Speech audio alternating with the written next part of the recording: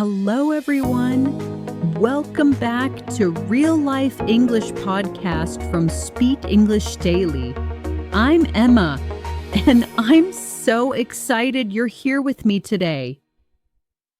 3 months ago was a very special day for me, not because something amazing happened, but because I decided to document every single conversation I had while apartment hunting for my friend Sarah. Picture this.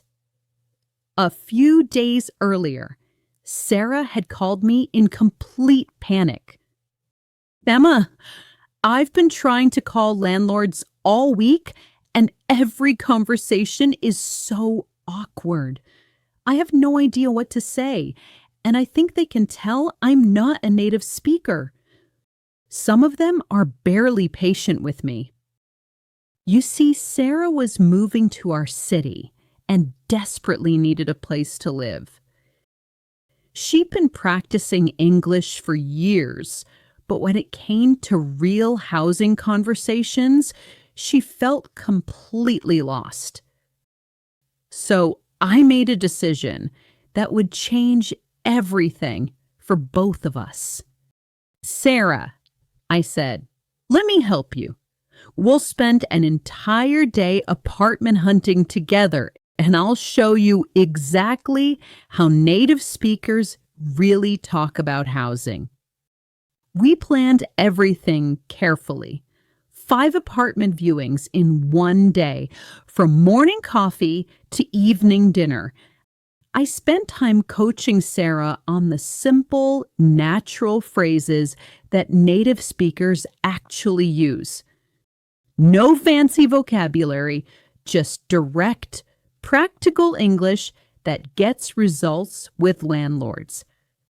Sarah was nervous but excited. This is going to be incredible. And you know what I discovered during that amazing day? The housing conversations that native speakers have are incredibly simple and practical. We don't use fancy real estate vocabulary or complicated phrases. We use short, direct English that gets the job done quickly. By the way, if you've been following our shadowing videos and practiced those housing phrases in day 19, you'll love hearing them come to life today. But if you're new here, don't worry at all. This story stands on its own, and you can always go back to practice those specific sentences later if you want to work on your fluency. Today, I want to take you through that entire apartment hunting adventure and show you exactly how Americans really talk about housing. Not textbook English, real English. So get comfortable and let's live 3 months ago's apartment hunting adventure together in simple, natural English. Are you ready? Let's begin. Every morning, I wake up at 7 o'clock. But that morning was different. As soon as I opened my eyes, I remembered. Today was apartment hunting day for Sarah. I stretch my arms, and the first words that come out of my mouth are, already? Big day today. While making coffee, I check my phone for Sarah's text. Emma, so nervous about today. Think we'll find something good? I text back. Don't worry, we'll find you the perfect place. Coffee first, then apartment hunting. At 8 a.m., my phone rings. It's Sarah. I answer, morning. Ready for some serious apartment hunting? Sarah sounds excited but nervous. I hope so. There's this one bedroom that looks amazing. I respond, great. Let's start there. What time can you meet? Sarah says, "How about 9:30? That gives us the whole day." I agree. "Perfect. I'll pick you up. We're going to find you an awesome place today." At 9:30, I pick up Sarah and we head to our first apartment. It's a cute building and Sarah's practically bouncing in her seat. "This is it. I can feel it." I laugh. Let's see it first before you fall in love. We meet the landlord, Mr. Johnson. "You must be Sarah. Ready to see your potential new home?" But 15 minutes later, we're walking out, shaking our heads. The rent was $1,200, way over Sarah's budget. And the water pressure was terrible. "Thanks for showing us around. We need to think it over and we'll call you back," Sarah says politely. Outside, she sighs. That wasn't what I expected at all. "Don't worry, that was just the first one," I comfort her. The second apartment was a studio for $900. Much better for her budget. The property manager, Jessica, showed us around, but after seeing it, Sarah felt the same way. "This is definitely better than the first place, but I'd like to see a few more options before deciding." "When do you need to know?" Sarah asks. "I have 3 other people interested, so ideally by tomorrow," Jessica responds.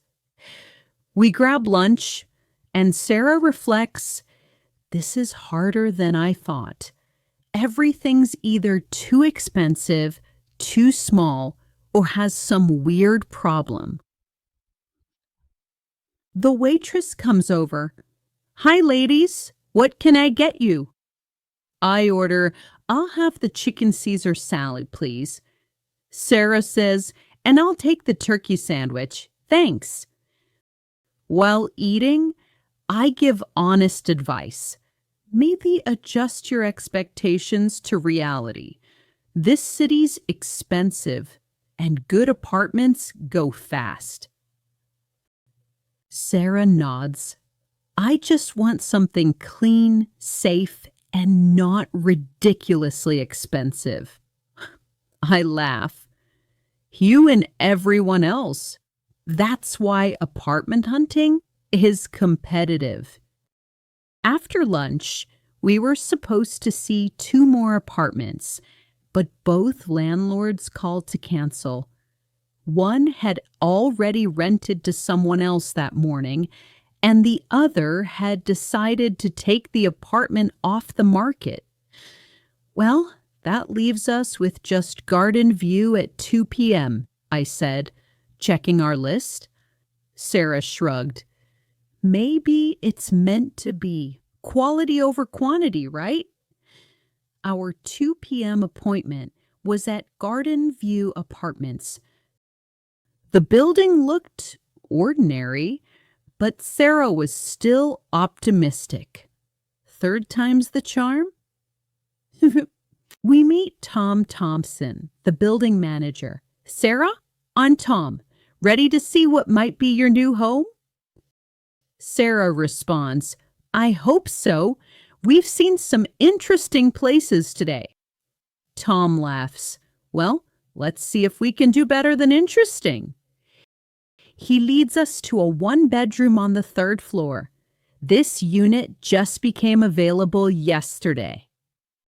We walk in and immediately it feels different. Sarah looks around. "Oh, wow, this feels much more spacious." Tom explains, "It's about 750 square feet. Good layout makes it feel bigger." I ask, "What's the monthly rent?" Tom answers, $1,100 a month. Sarah perks up. "That's more reasonable. Are utilities included?"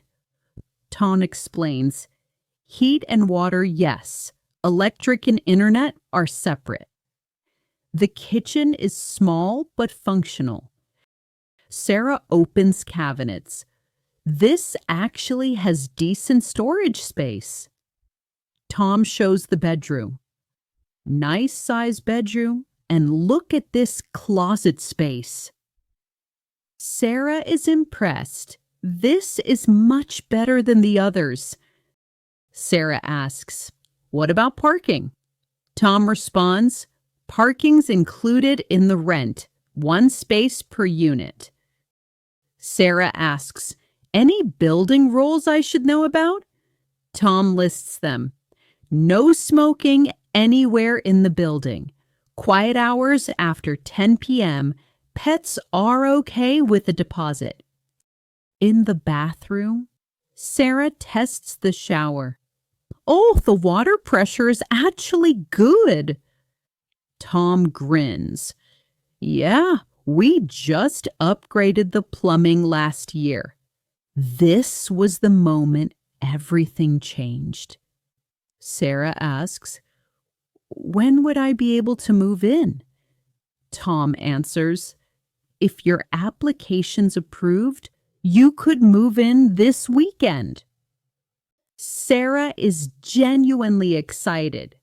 "Tom, I have to be honest. This is exactly what I've been looking for.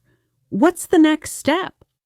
Tom explains, "Fill out an application, provide references, proof of income, and I can have an answer by tomorrow." Sarah doesn't hesitate. "I'd like to do that right now if possible." In Tom's office, Sarah fills out the paperwork while asking practical questions.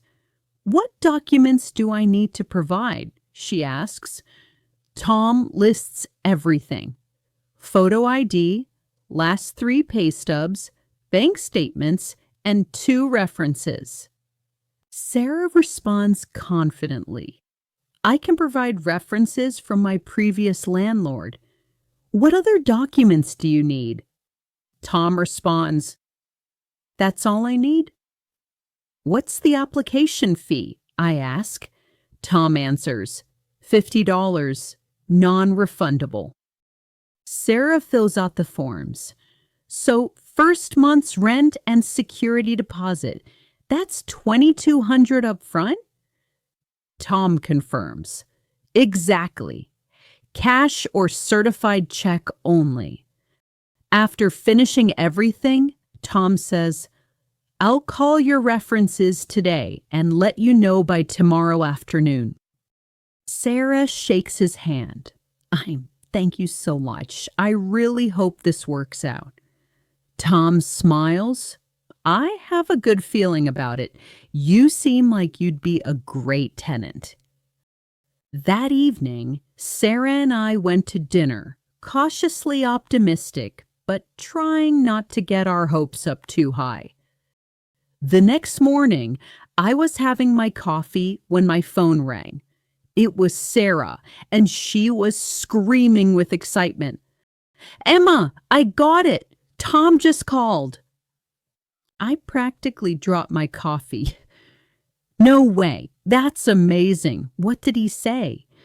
Sarah talked rapidly.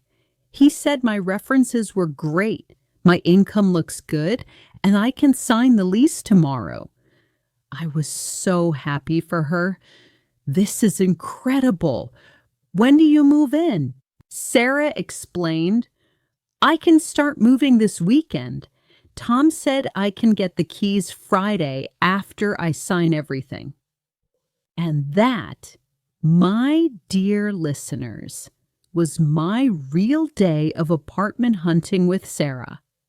From our morning coffee first, then apartment hunting, to Sarah's victory call the next day, you heard exactly how native speakers handle housing situations.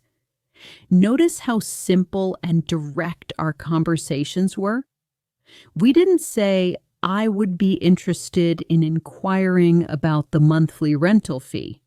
We said, "What's the monthly rent?" We didn't use fancy vocabulary or complicated phrases. We used simple, practical English that gets results. The secret to confident housing conversations isn't knowing real estate terminology. It's being direct, asking practical questions, and communicating clearly. Remember these key patterns. Ask direct questions. What's the rent? When can I move in? Be honest about your budget. That's too expensive for me. Ask about practical stuff. How's the water pressure? Is parking included? Show genuine interest. This feels right. I really hope this works out. Sarah's moving into her new place this weekend, and she's absolutely thrilled. Whether you're apartment hunting, dealing with repairs, or negotiating rent, remember, simple English is effective English. Thank you for spending this apartment hunting day with me. Keep practicing, keep learning, and remember, natural English is simple English. This is Emma from Speak English Daily, and I'll see you in the next episode. Until then, keep speaking naturally. Bye for now.